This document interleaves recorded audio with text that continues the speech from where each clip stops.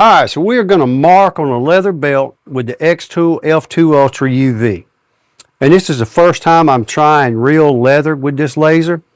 I've done some leatherette, but not real leather. So we're going to need to jump into xTool Studio, set up a material test so we can get us some good settings, and then we will put us some text or a graphic or something on here and try them out. All right, let's do it. All right, we're in xTool Studio. We'll go up here to unknown material, go look in the material library, and we'll see if they got something for leather. Here's leather, and I believe they have a keychain that is genuine leather. It's not that one. It is this one. That's what the belt is, genuine leather, which is actually, as far as I know, the lowest grade of real leather. All right, so we're getting that just so we can get an idea of what settings they've chosen, and then we will span that out a little bit and do a material test. So we want to go grab a rectangle, hold shift and just draw out a perfect square. Go over here and set it to engrave. And you can see the settings they have. So when we do our test, we'll make power of 80 and speed of 600 to max, and then back it off from there. So then we want to go over to applications, material test, and for the power, we'll leave it a max of 80. Min of 10 is fine. Speed, we'll go 600 millimeters per second and start at about 20%. Click done. And here is our grid. What I like to do when I'm working with a small area is go up top and ungroup it. Then you can remove some of this text and it'll give you a chance to see more of what you're doing or what your test results are. We know the speed's on the left and the power is on the bottom. So we can bring that down, make it fit, and do a quick frame. That looks pretty good. And you see when you click away, you get the individual squares here. I don't know if you can change those. Maybe you can.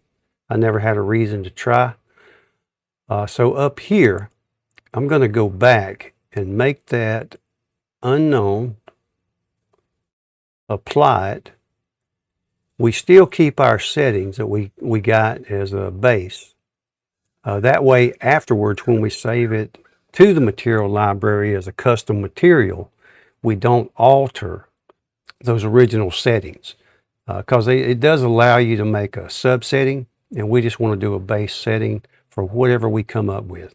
So we're going to run this and see what we get. All right, let's do it.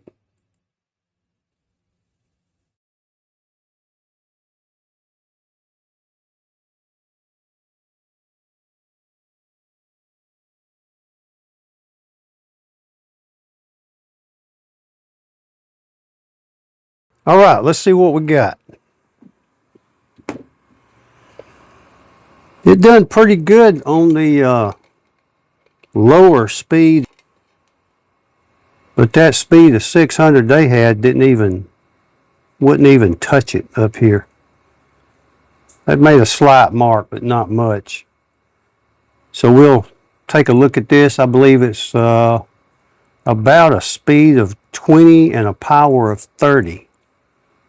So we'll run that and put some text or something on here, and then we'll save it as a custom material. All right, let's do it. All right, we're back in xTool Studio. So the recommendation from xTool was 600 millimeters per second and a power of 80, which would put us right here. So right here.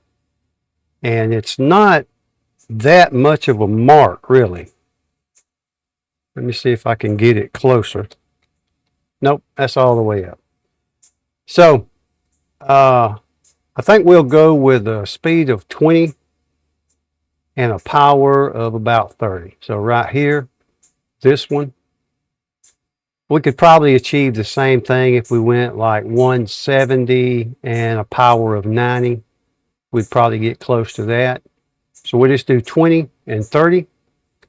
So first thing we'll do is get rid of this. And we will, I guess I'll just put my name.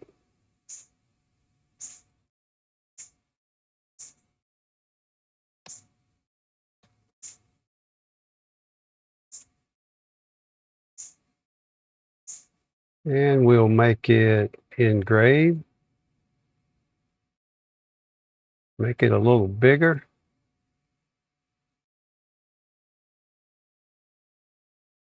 Always forget to hit the escape button. So we'll try that, see what it looks like.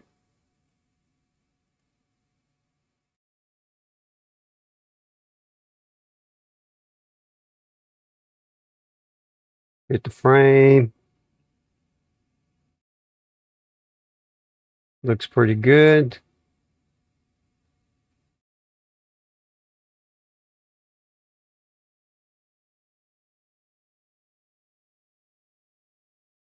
So the speed's 20.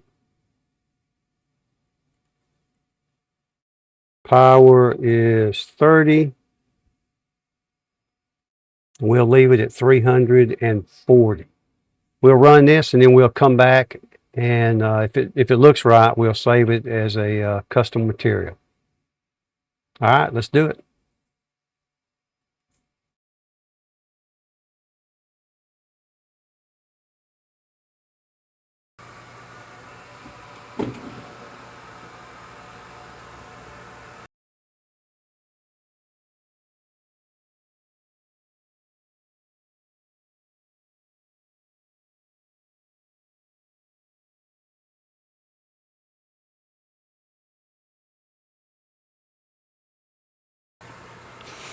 All right, let's see what we got.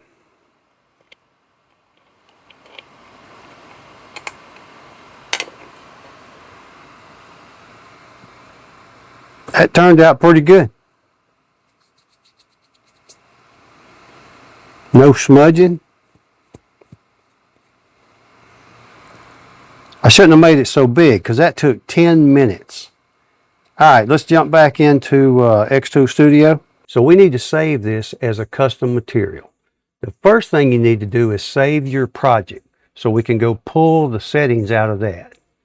And prior to the most recent update, you could go here, save settings, and you could fill out everything here, but now it just saves it to the material that you have selected, and we don't want to do that.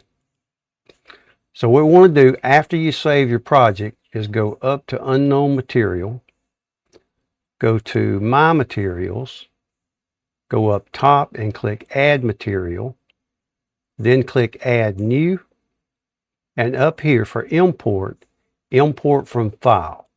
Click that, and then go find your project. Maybe I've got real leather somewhere right there.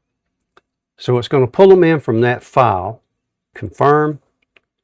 Everything's over here. Then we can add some other information.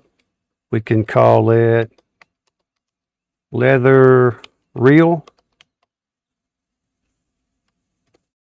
Computer's a little slow today. You can even add a photo, so we'll do that. Let me find one.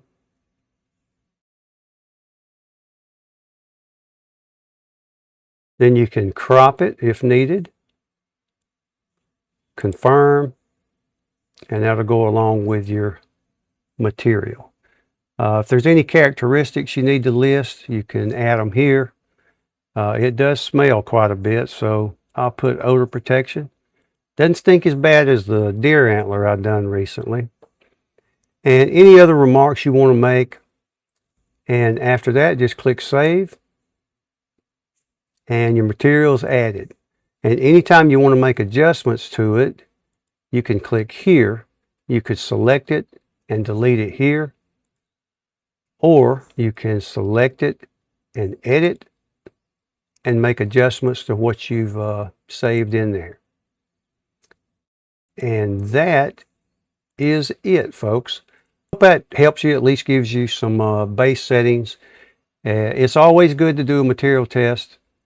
It's not good, especially if you only have a one-of-a-kind item. You certainly don't want to trust built-in settings. You want to find a material that's really close to it and do some testing before you damage your product, or worse yet, a customer's product that maybe provided you the material to work with, which I had happen here recently. So, all right, folks, that's it. Just check back often for new videos. I appreciate you taking time to watch. It helps the channel grow. So take care, and we'll see y'all next time. Thank you.